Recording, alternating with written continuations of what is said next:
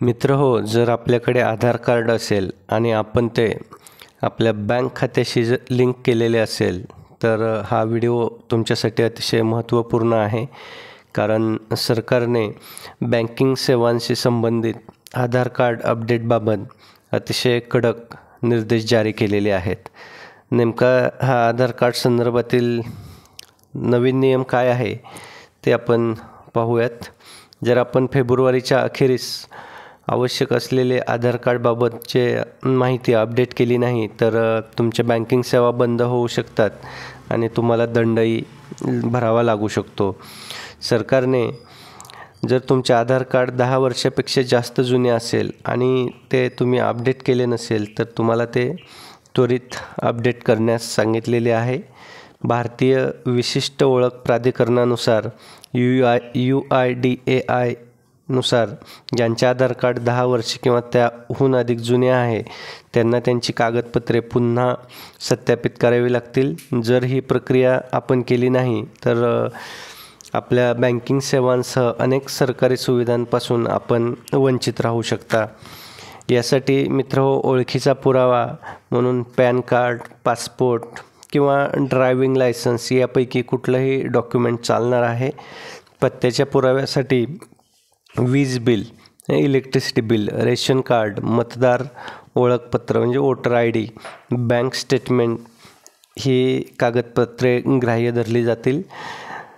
जर आपण आधार पडताळणी केली नाही तर तुमचे बँक खाते निष्क्रिय केले जाऊ शकते. तसेच आपण सध्याच्या युगात डिजिटल व्यवहार करतो. यामध्ये UPI, net banking, mobile banking यांसारख्या सेवा आपल्यासाठी वापरणे कठीण होऊ शकते.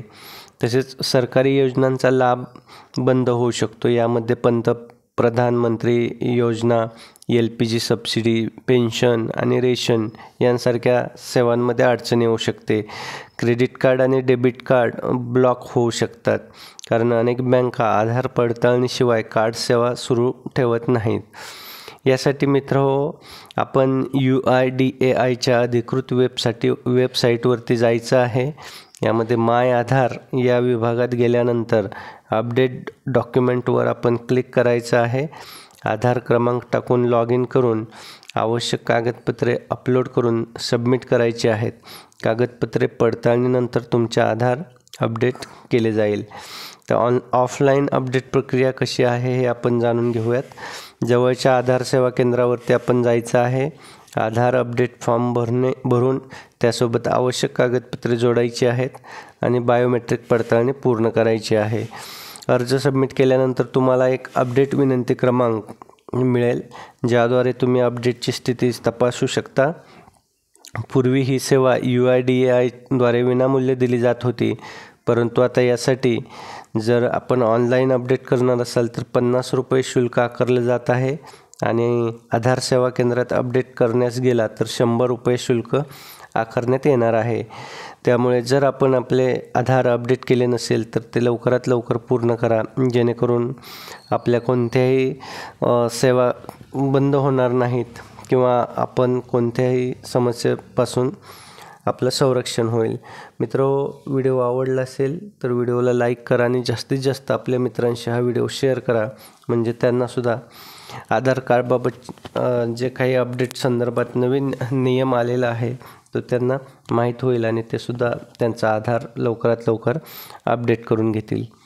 तसंच मित्रो, आपण शासन निर्णय या चॅनलवरती नवीन असाल तर शासन निर्णय या चॅनलला सबस्क्राईब करा आणि बेल आयकॉनला प्रेस करा, म्हणजे असेच नवनवीन अपडेट्स आणि माहितीपूर्ण व्हिडिओ आपल्यापर्यंत सहज पोहोचतील. धन्यवाद.